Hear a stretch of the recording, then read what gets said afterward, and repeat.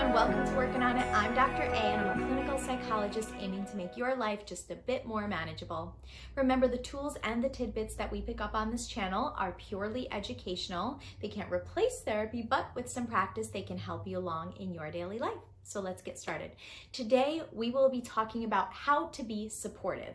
We think we know how to be supportive, but really a lot of times it's not really what people are looking for.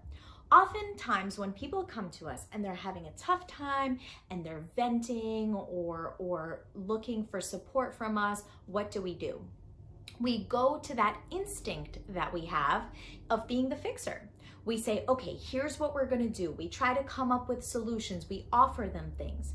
And I don't know if you notice, but most times people either say, yeah, and keep telling you their story, or it's almost like they're in a rubber ball and whatever you throw at them just sort of bounces right off. They don't want to hear it. Why? Because that's not how people want to be supported at times. A lot of times people want to be supported just by empathy.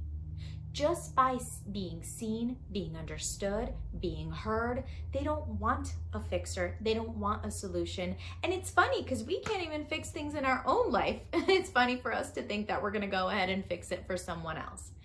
So when somebody is confiding in us, how do we move from that problem-solving space to the supportive space? The way that you do that is just by reflecting back exactly what they're saying in your own words, to tell them what you hear and what you see of what they're telling you. So if they're telling you that their partner hurt their feelings or something is going wrong at their job, I don't want you to get in there and say, okay, you're gonna march in that office, or here's what you're gonna tell him or her. That's not what they're looking for a lot of times. What you can say instead is, now I know why you've been down for a few days, or I can see that you've been in your head, or I'm so sorry, I get it. I get that you're upset. I get that you're pissed. I would feel the same way in your situation. I'm really sorry you're going through that. If you want, you can take it all the way up to, is there anything I can do to help you, and let them offer you solutions, but do not go into that problem-solving space. Instead, reflect back what their experience is, reflect back what you're hearing, and let them know that you see them, you hear them, and you feel for what they're going through. A lot of times, that's what people are looking for when they vent to you or they come to you with a problem, not a solution. So give that a try. The next time somebody comes to you and they express a difficulty, do your best to suppress that instinct to be a problem solver and instead be that supportive model, supportive role where all you're doing is empathizing, empathizing, empathizing. Because at the end of the day, all we want is just to be seen, heard, and understood.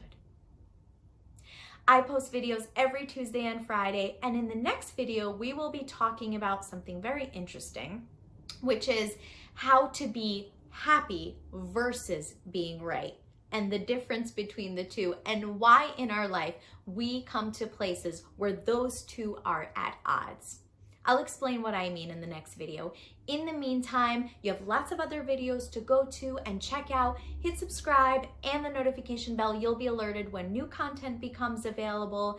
And practice, practice, practice with this supportiveness. When we have people in our life who find us trustworthy, confide in us, we want to be able to do the right thing and to do what they're looking for from us. So try this model instead of the problem-solving model, and let me know in the comments how it went for you and whether that was an easy transition for you to make or harder than you thought. You got this. See you next time.